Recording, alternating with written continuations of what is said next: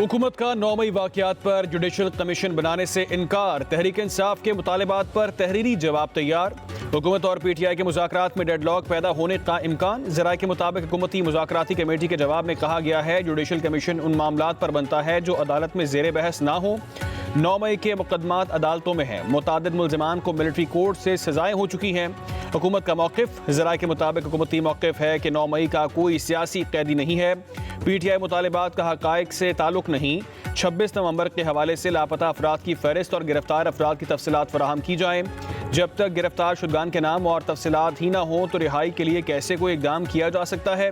हुकूमती committee speaker कौमी assembly को तहरीरी जवाब पेश करेगी, जिस पर चौथा इजलास करने का फैसला होगा।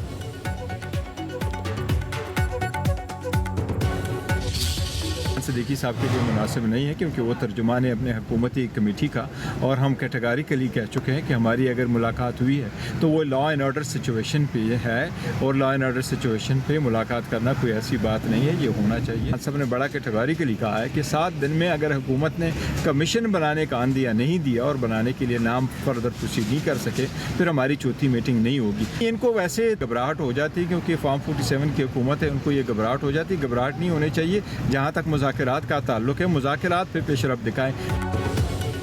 चेयरमैन PTI बैरिस्टर गौहर कहते हैं कि इरफान सिद्दीकी के लिए मौजू नहीं कि वो आर्मी चीफ और हमारी मुलाकात पर बयान दें। फॉर्म 47 की हुकूमत मामूली बातों पर ही घबराहट का शिकार हो जाती है। अडयाला जेल के बाहर मीडिया से गुफ्तगू करते हुए बैरिस्टर गौहर बोले, बानी ने वाज़ेह कर दिया कि हमारे मुतालिबात पर जवाब दें। हुकूमत तसल्ली बख्श जवाब न दे सकी तो मुज़ाकरात जारी रखना मुश्किल होगा।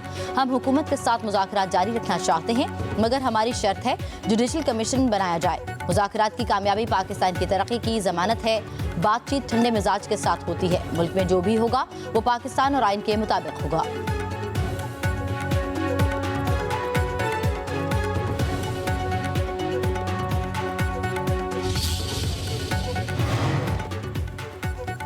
हम 9 मई वाले नहीं हैं, 28 मई वाले हैं। मुल्क के रखवाले हैं। सोशल मीडिया से पाकिस्तान में झूठ का सैलाब आ गया।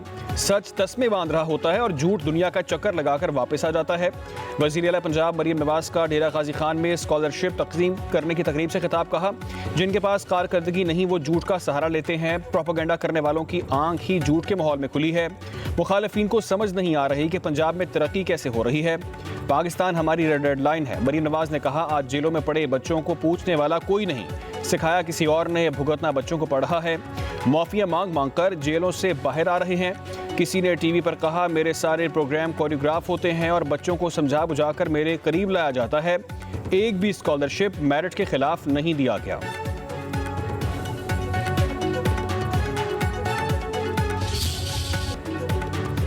समझ नहीं आ रही 2-3 ज़हनों के मुकाबले में एक चीफ जस्टिस कैसे बेहतर हो सकते हैं। हमारे पूरे हफ्ते की कॉज लिस्ट क्यों तब्दील कर दी गई? जुडिशल ऑर्डर को इंतजामी कमेटी कैसे इग्नोर कर सकती है? सुप्रीम कोर्ट में आईनी और रेगुलर बेंच के मामले पर केस ट्रांसफर करने पर सुप्रीम कोर्ट की जस्टिस आयशा मलिक के रिमार्क्स। कहा, क्या अब एक रिसर्च ऑफिसर हमें बताएगा कि कौन सा केस कहाँ मुकर्रर होगा? कमेटी के पास ऐसा कोई इख्तियार नहीं कि वो केस ही ट्रांसफर कर दे।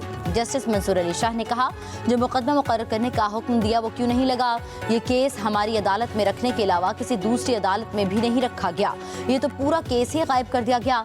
डिप्टी रजिस्ट्रार बोले, जजेस कमेटी ने फैसला किया कि तरमीम से मुतल्लिका केस 27 जनवरी को आईनी बेंच में लगेगा। जस्टिस मंसूर अली शाह ने रिमार्क्स दिए, मैं खुद भी कमेटी का रुकन हूँ, मुझे तो इस इजलास का कुछ इल्म नहीं। अगर जस्टिस इरफान सादत मसरूफ हैं तो कोई और साहब बेंच में आ जाए। कमेटी के पास ऐसा कोई इख्तियार नहीं है कि वो केस ही ना लगाए। ये केस हमारी अदालत में रखने के अलावा किसी दूसरी अदालत में भी नहीं रखा गया। ये तो पूरा केस ही गायब कर दिया गया। अदालत ने एडिशनल जुडिशल रजिस्ट्रार को तौहीन अदालत का नोटिस जारी कर दिया।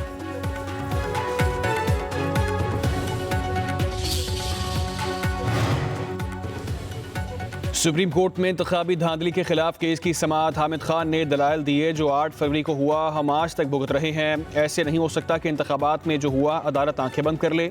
ये अदालत की कमजोरी है कि अभी तक सुमोटो नहीं ले सकी। जस्टिस जमाल मंदोखेल ने कहा, क्या बलूचिस्तान से खैबर पख्तूनख्वा तक सारा इलेक्शन ही गलत था? फॉर्म 45 या 47 दोनों में अगर फ़र्क है तो कोई एक सही होगा। हर हल्के की अलग इंक्वायरी होगी, हर उम्मीदवार अपना इल्ज़ाम बताएगा। हामिद साहब, आप सीनियर वकील हैं, अल्फाज का चुनाव देख कर करें। जस्टिस हसन अजहर रिजवी ने रिमार्क्स दिए, अदालत को कुछ मवाद भी फराहम कर दें। अदालत ने बानी पीटीआई के वकील को रजिस्ट्रार ऑफिस के एतराज़ात पर तैयारी के लिए वक्त दे दिया।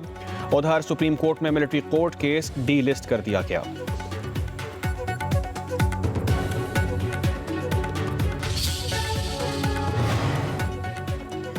हजाज कराम अल्लाह ताला के मेहमान, उनकी मुआवनत में किसी भी किस्म की लापरवाही बर्दाश्त नहीं करूँगा। वज़ीर आज़म शहबाज शरीफ का हज की तैयारियों के हवाले से जायज़ा इजलास में खिताब। वज़ीर आज़म ने मुआवनीन हज के एहतिकाब के तरीक़ाकार, उनकी जिम्मेदारियाँ और दीगर इंतजामात पर तफसीलात तलब कर लीं। कहा, हजाज कराम को हर किस्म की मुआवनत और सहूलियात की फराहमी यकीनी बनाई जाए। सफ़र, रिहाइश और दीगर सहूलियात का खास ख्याल रखा जाए। इजलास में वफाक़ी वज़रा अहद खान चीमा, चौधरी सालिक हुसैन और मुतल्लिका हुकाम की शिरकत।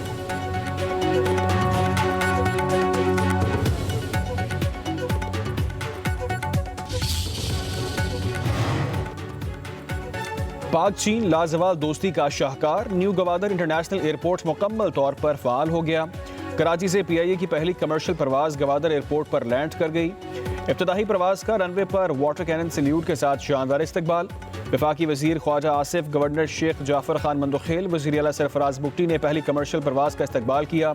न्यू गवादर एयरपोर्ट बलूचिस्तान के लिए नए दौर की खुशहाली का निशान है। ख्वाजा आसिफ ने तकरीब से खिताब में कहा, CPAC के बानियों ने इस जदीद हवाई अड्डे के क़याम को तरजीह दी। गवादर तरक्की की राह पर गामज़न है। इक़्तिसादी सरगर्मियों और सकाफती तबादले को फ़रोग़ मिलेगा।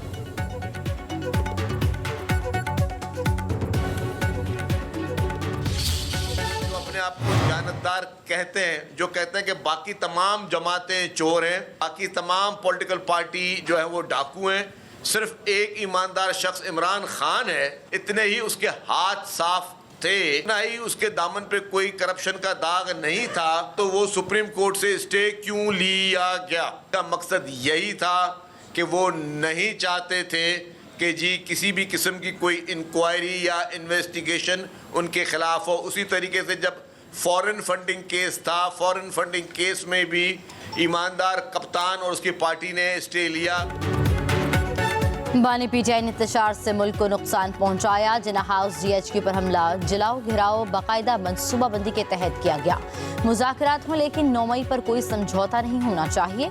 सिंध के वज़ीर इत्तलात शर्जील इनाम मेमन का कहना है कि बानी PTI को 190 मिलियन पाउंड केस में 14 साल कैद की सजा हुई। कोई भी एहतजाज के लिए बाहर नहीं निकला। मुल्क में आज़ादी इज़हार राय होनी चाहिए।